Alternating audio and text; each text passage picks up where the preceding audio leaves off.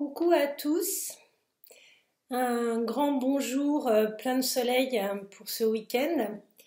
Je suis Colorielle, bienvenue sur ma chaîne. Je vais aujourd'hui vous faire une petite vidéo pour vous parler des retours du jumeau, le deuxième éveillé, et de son éveil en cours de compensation lorsqu'il a besoin de retomber dans des comportements qu'il a déjà eus précédemment, qui sont assez égotiques, souffrants et qui sont des comportements de défense. Et lorsqu'il retombe dans ces travers, j'ai envie de dire, dans ces habitudes qui peuvent être installées depuis très longtemps, vous allez constater en fait qu'il refait des choses qu'il a déjà faites, qui n'ont pas fonctionné ou qui ont été compliquées, mais il va reprendre ses postures. Alors, c'est exactement la même situation que lorsque vous avez pris conscience de certaines choses. L'ego fonctionne comme ça, sur une construction de processus d'acheminement, et il va par embarder se réfugier à nouveau dans ce qu'il a toujours connu, même si c'est souffrant, même si c'est pas ce qui convient. Donc cette capsule sur l'éveil du jumeau par à-coup va vous ramener forcément en cascade et en répercussion au souvenir de votre propre évolution, de vos propres prises de conscience qui s'est fait de la même manière. Et il faut bien se dire qu'à un moment de votre éveil, lorsque vous l'avez mis en place, vous avez vous aussi eu des moments de recul, de rechute, de régression, de stagnation ou de grande avancée ou de petite avancée selon les individus et les parcours. Chaque histoire est tout à fait variable. Dans cette capsule plutôt dédiée aux flammes jumelles, je souhaitais faire vraiment une parenthèse spécifique pour partager ce qui peut arriver et sans focaliser outre mesure, puisque ce phénomène par ailleurs est en phase de devenir relativement à la mode, et mon but n'est pas du tout d'alimenter la base commune, mais plutôt de partager mon expérience et sortir justement de ce courant un petit peu pour dire que en général les flammes jumelles vont composer un type de relation et de lien qui sera très différent du couple traditionnel, ça on est plusieurs à le dire. Vous n'aurez pas en toute bienveillance et en toute paisibilité le couple idéal auquel chacun de vous a rêvé, d'abord parce qu'entre vous deux ce n'est pas le même, mais parce qu'ensuite ce serait extrêmement difficile à mettre en place étant donné les résidus de blessures et de complications que vous pouvez avoir l'un et l'autre. Ça ne veut pas dire que vous ne pouvez pas être ensemble, vous le pouvez, mais très souvent ça va être instable pendant encore des années sur la consolidation par rapport à l'un et à l'autre. Donc soit vous aurez une relation par intermittence et vous ne pourrez soutenir, durer sur l'intensité de la vibration des deux ensemble, soit effectivement vous pourrez vous adapter mais partiellement par moment, et soit vous ne vivrez pas du tout ensemble et choisirez d'autres alternatives en continuant à vous voir ou sans continuer à vous voir. Pourquoi j'élargis le spectre? Parce que le but, je crois, n'est pas du tout de raconter mon histoire, même si elle peut contribuer à amener un argumentaire qui vous aide et des explications qui vous éclairent, et c'est le but complètement. Mais c'est pas juste de transposer, c'est vraiment de voir pour certains les résonances que ça va vous apporter et l'aide, le soutien que ça va pouvoir vous donner. Lorsqu'on est à cette étape, c'est même pas forcément utile de préciser à ce stade que c'est fin de parcours et qu'on est en réunion ou en début de réunion, parce qu'on aura déjà eu énormément de retrouvailles, énormément de tentatives de reconnexion pour voir à quoi l'autre en est, des deux côtés, qu'il y aura eu probablement une grande séparation, puis d'autres, pour les parcours longs, énormément d'années de séparation, pour les parcours courts, plus condensés. Là encore, je vais redire que moi, je suis en parcours long et qu'en plus, je souhaite redonner à chacun le libre arbitre, comme j'y suis amenée de plus en plus lors de mes consultations, c'est de vous redire combien vous êtes libre de choisir, de retenter ou pas, d'être là ou pas, de patienter ou pas, de vivre complètement votre vie sans vous occuper du jumeau ou de l'intégrer partiellement ou de l'intégrer complètement. Vous êtes libre de tous ces choix. Il n'y a pas de guidage absolu. Chaque parcours va être très différent parce que c'est si compliqué de composer, de s'harmoniser, de se tolérer, de se supporter, mais que c'est si compliqué aussi de ne pas avoir de nouvelles, de ne pas se voir et de ne pas échanger ou être ensemble, qu'on est dans une forme de paradoxe très compliqué à vivre, que très peu de personnes peuvent comprendre. Ça me fait penser à la chanson de U2, With or Without You. Et dans la chanson, c'est je peux pas vivre avec toi ou sans toi. C'est exactement ce type de ressenti absurde qui ne colle en rien à ce qu'on connaît, qui ne ressemble à aucune autre histoire, qui fait qu'on sait que c'est à part, atypique, et dont l'amalgame peut être vif et fréquent avec une relation toxique parce que ça fait souffrir, parce que ça réouvre les blessures, parce qu'on se fait du mal et que l'autre est finalement le plus fort dans ce jeu-là. Si on arrive à prendre le recul et à voir quand même la bienveillance qu'il y met, la volonté de ne pas nuire, etc., malgré les comportements égotiques, narcissiques, parfois pervers et parfois malveillants ou en tout cas très manipulateurs parce que l'ego peut l'être, lors de ces régressions, lors de ces salves de retour en arrière, j'aimerais revenir sur cette image à partager avec vous de l'échelle à gravir. D'ailleurs, je vais attraper mon petit croquis, enfin mon petit dessin. Hop, j'en ai parlé plein de fois, ce dessin, et du coup, je vais en profiter pour vous le partager. Ce très, très, très, très, très beau dessin qui s'appelle Sur l'échelle ascensionnée et qui a été fait par Otila, qui fait de l'art-thérapie. Et voyez cette échelle bleue, moi je trouve que ça ressemble à une coiffe d'Indien, mais c'est surtout un rayonnement, c'est votre propre rayonnement, votre propre aura. On dirait un soleil, un grand tournesol. Et sur cette échelle bleue ici, qui est magnifique, vous allez reconnaître que les barreaux ne sont pas équidistants, ne sont pas réguliers, ne sont même pas plats. Il y en a certains qui sont drôlement acrobatiques et vous pouvez avoir des grandes étapes vraiment tordues, des petites étapes régulières qui font que vous progressez super bien et voilà pourquoi l'ascension du premier réveil éolien comme du second est compliquée. Lorsque vous êtes sur ce chemin d'éveil, puisque pour moi c'est l'image du chemin d'éveil, merci à Otila d'ailleurs pour ce sublime dessin, c'est un cadeau qu'on m'a fait et je remercie du fond du cœur.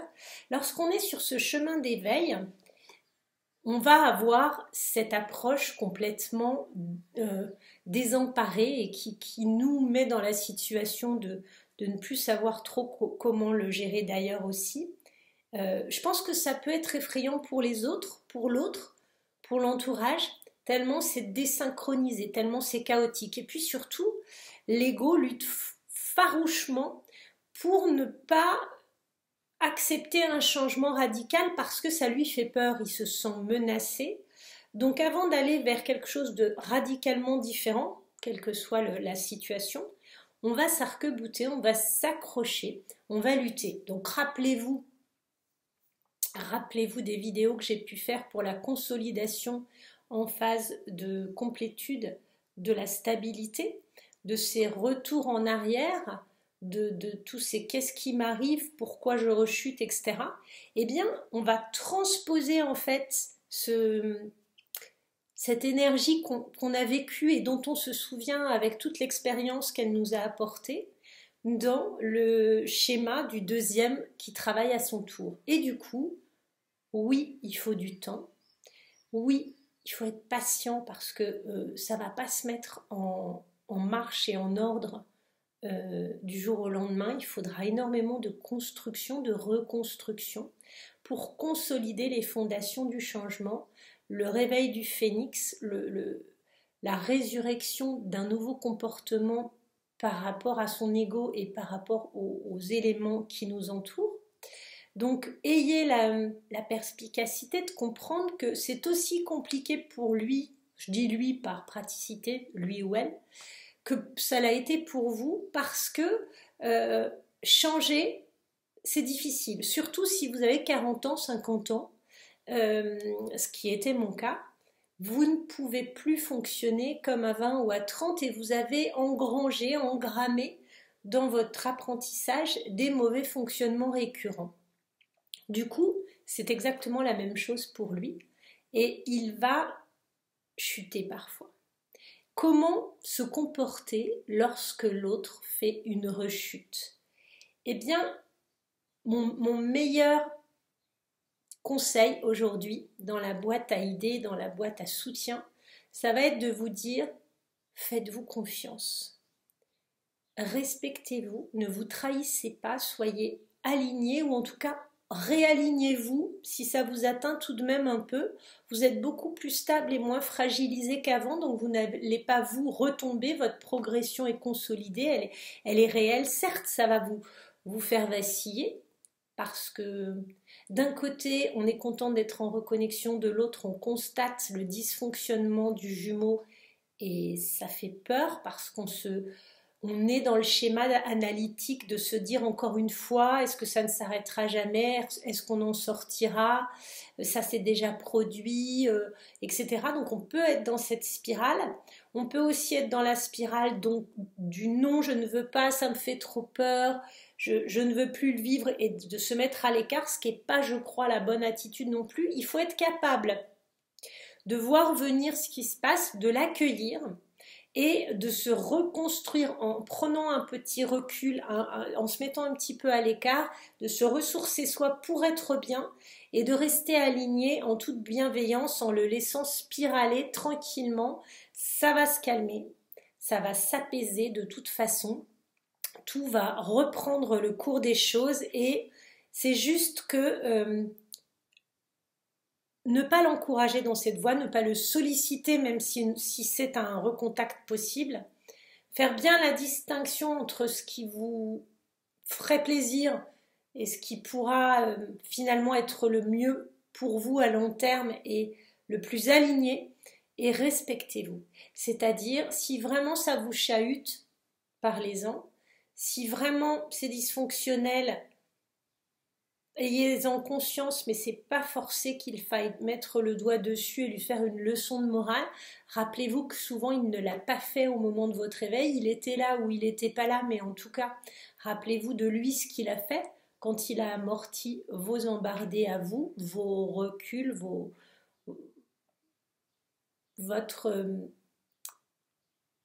recalage en stabilité émotionnelle lorsque vous aviez des régressions comme ça, et adaptez-vous pour rester parfaitement en accord avec vous dans le respect total de ce qui vous semble être non pas le meilleur, mais bon pour vous.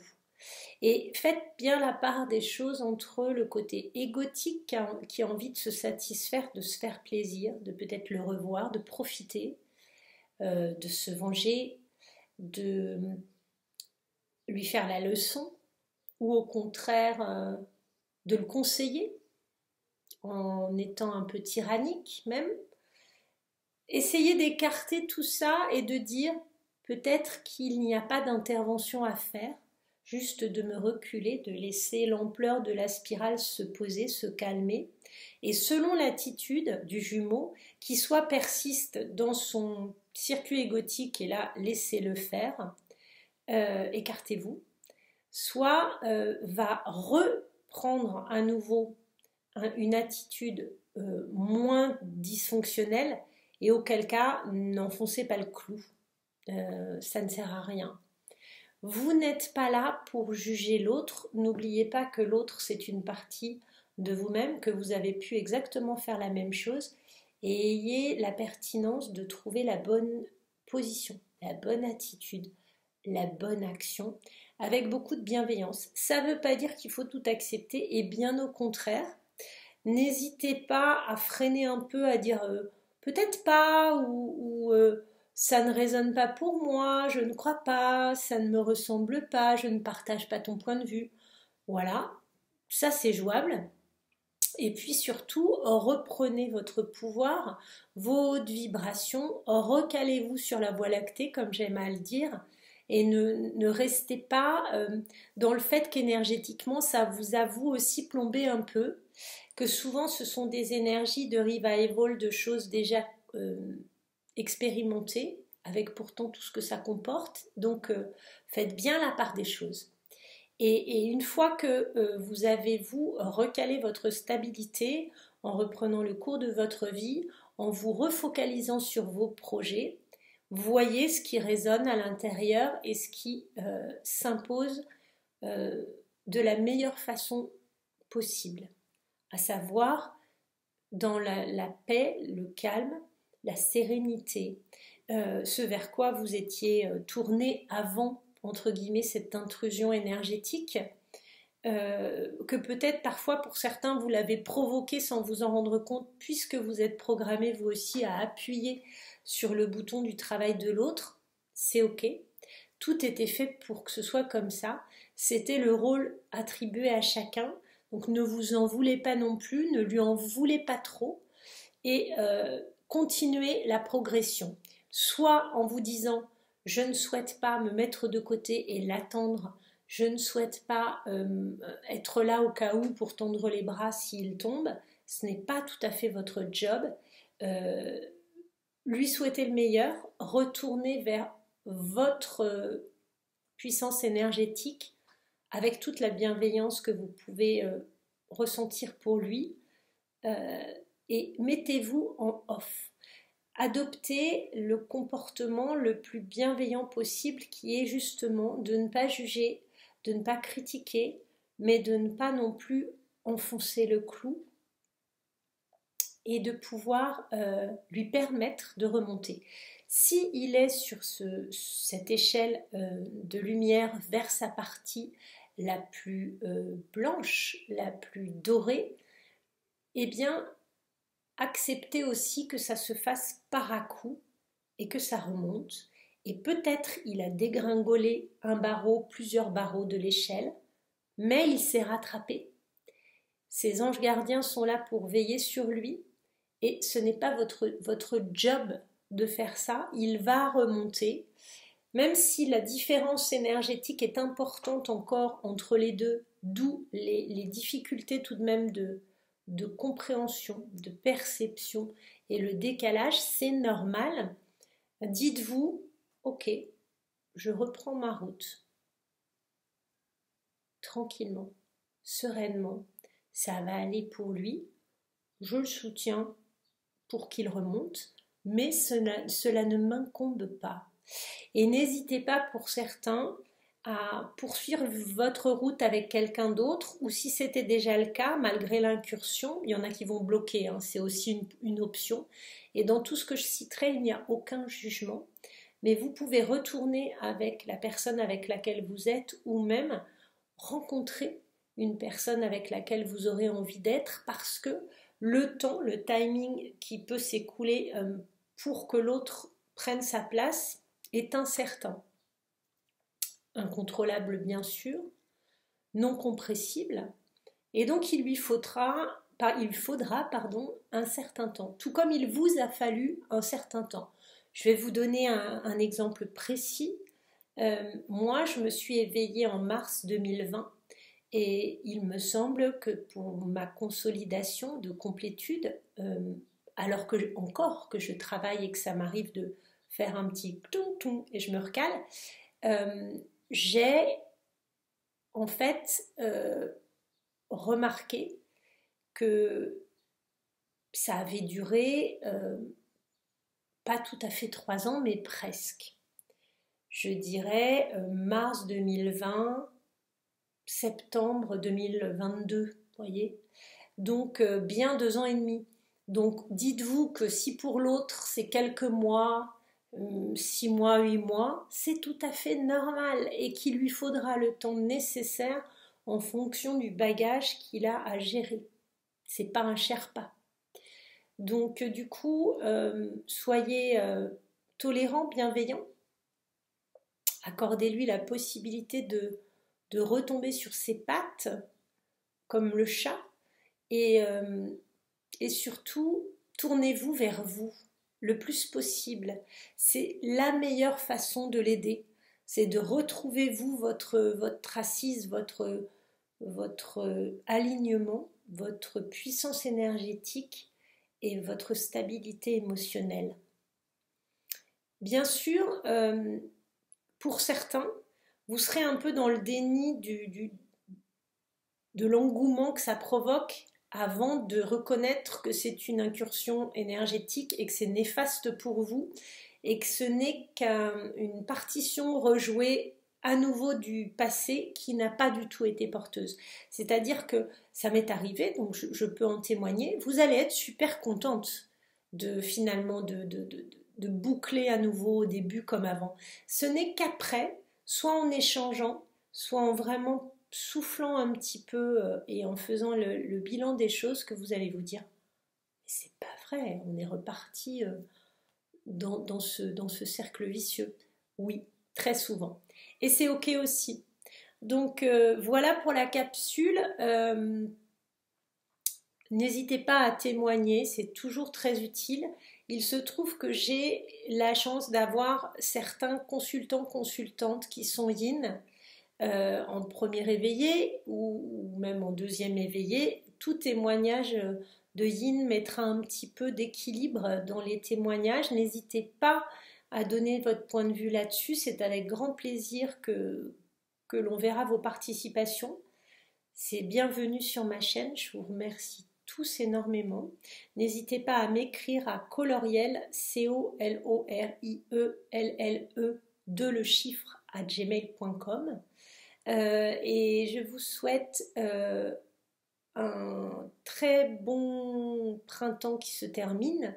Je vous dis à bientôt les belles âmes, les belles flammes et faites briller toutes vos jolies couleurs.